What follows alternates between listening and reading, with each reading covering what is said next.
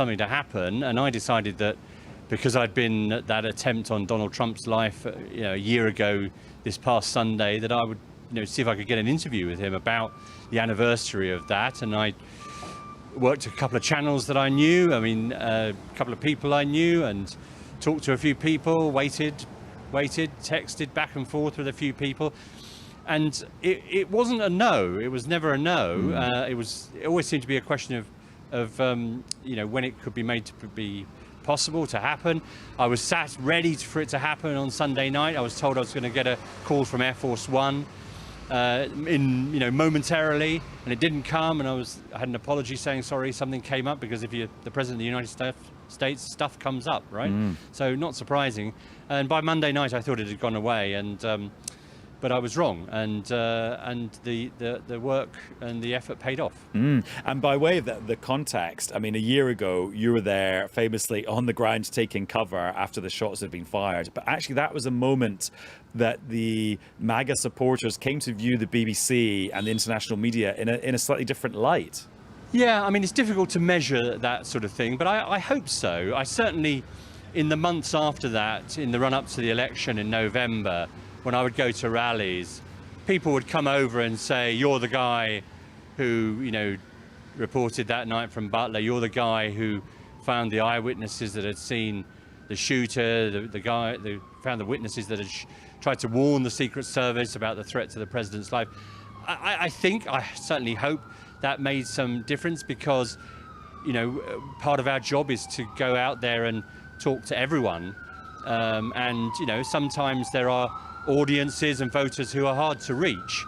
And sometimes, news organisations like the BBC, like all news organisations, don't try hard enough to find those voters that you need to reach. And I felt that had changed the weather a little bit when talking to those MAGA supporters. We were still, let's be clear, mainstream media, which in this country is an insult, but just not quite as mainstream media as some of the others.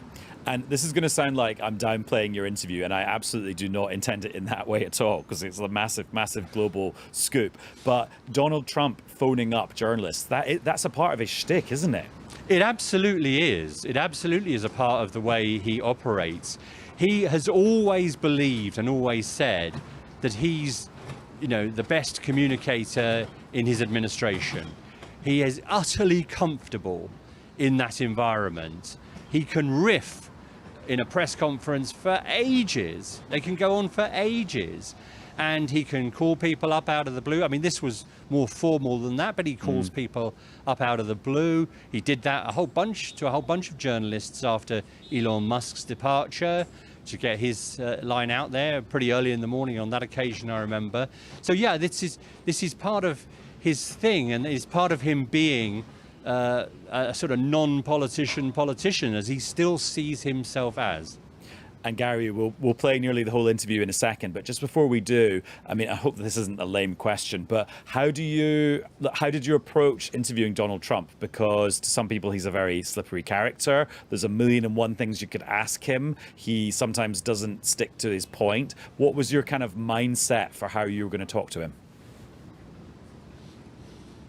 Well, I'd thought about some of the areas that I wanted to talk. I'd written some notes, but those notes, God knows where they were when I was scrabbling to get up and answer the phone. But they were in my head. And I knew that just trying to sit back a bit and to place careful, and let's be careful, respectful questions, that I actually was there to try and elicit something. Elicit some thinking, to see the process of thinking in his head. And so I decided to keep things very short. I kept my questions very short. I waited. The thing you have to do with Donald Trump is there are moments where he stops and you can tell he's listening, and you wait for that moment to intersperse a very quick question. And he's responsive enough and quick enough on his feet to take that on and take that where the conversation goes.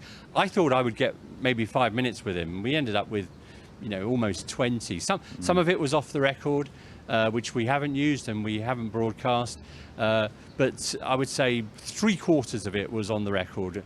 and it's there for everyone to take a look at. And we've taken out the bits where he either mishears the question and goes off on a different tangent, or talks about his hotels. So we thought we wouldn't bother newscasters with the bit where he does the marketing for his Trump properties in the UK, Ireland, and elsewhere. Gary, and before we hear it, 2 other questions. How did you record it? Because that would be my worst nightmare, like my phone ringing in my flat and be like, oh, I've got no kit. Well, my problem is I always have too much kit. I'm a bit of a sort of digital nerd when it comes to audio recorders, which sort of paralyzes me in the end because I never know which one I want to use. Actually, on this occasion, I can tell you that I used a little tiny DJI mic that is often used by those TikTokers and vloggers. You know, you see them holding them up like this, these little ones. And that records straight onto the device, and it's tiny, and I just put it next to the phone on the table in front of me, so it picked up me and the phone call, and it was a purely ambient recording, nothing fancy about it at all, and fortunately I pressed record. Yes, well done, and also so on trend, Gary. And last question before we finally hear this amazing conversation: what number comes up on your phone when the White House calls? Do you know it's them? I'm not telling you what number came up on my phone, because that would be more than my job was. Don't worry, I'm not going to try and call it and get my own interview. although it was maybe worth a chance. Anyway, right, Gary, thanks for setting the scene so brilliantly. Let's hear the conversation. So just picture the scene. Gary's just woken up.